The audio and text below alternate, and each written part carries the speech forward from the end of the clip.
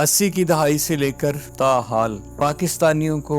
مستقل بنیادوں پر اور بغیر کسی بڑے وقفہ کے دہشت گردی یا دہشت گردی کے دباؤ میں رکھا گیا ہے، اور یہ سلسلہ جاری و ساری ہے۔ وہ عوامل جن پہ بات ہوتی ہے، کردار کون کون سے ہیں، کون ماسٹر مائنڈ ہیں، سب لوگ جانتے ہیں، لیکن کریں کیا؟ ہم اس پہ بات کریں گے۔ اواخر سال میں جو کچھ ہونے جا رہا ہے اسے محسوس بھی کیا جا رہا ہے، اور تقریباً تمام طبقات کے لوگ اس بات پہ پریشان ہیں۔ ملک کے اندر ہونے والی تبدیلیاں، بدلتے ہوئے حالات غیر معمولی ہیں۔ بس اقبال کے الفاظ میں ایک چیز کہ جو تقریباً ہر تیسرے یا چوتھے پاکستانی کے ذہن میں گھومتی ہے، وہ یہ پس چہ باید کر کیا جائے، یا جو کم از کم آرزو رکھتے ہیں کہ پاکستان کے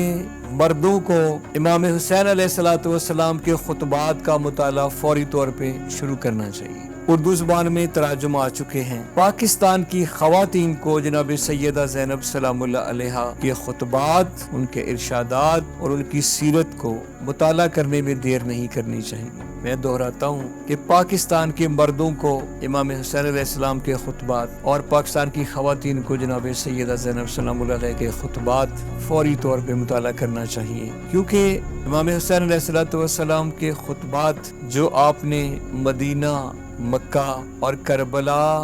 کربلا سے پہلے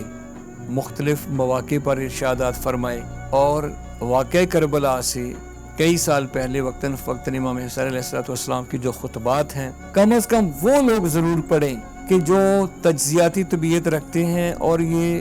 جاننا چاہتے ہیں کہ یہ سب کچھ ہوتا کیسے اور اس کا حل کیا ہے۔ باقی چیزیں آپ خطبات میں پڑھیں، اور وہ خطبات بہت بہتر ہوگا کہ عربی اور اردو دونوں پڑھیں۔ تو بہت ساری چیزیں کہ جن کی مجھے یہاں تشریح کرنے کی ضرورت نہیں ہے۔ پاکستان کی وہ طبقات جو کسی بھی درجہ میں، کسی بھی لیول پر سچ،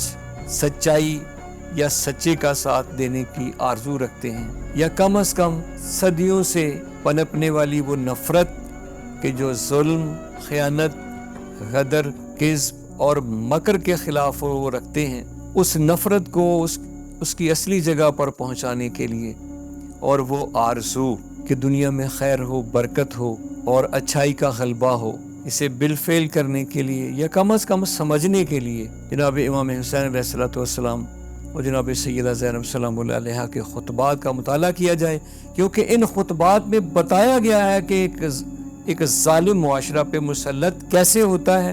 کن لوگوں کی وجہ سے ہوتا ہے، ان میں مرکزی کردار کن لوگوں کا ہوتا ہے، ان میں ثانوی کردار کن لوگوں کا ہوتا ہے، اور اس نظام کی اتباع کرنے والے لوگ کون ہوتے ہیں، اور پھر بعد میں ان کے ساتھ کیا ہوتا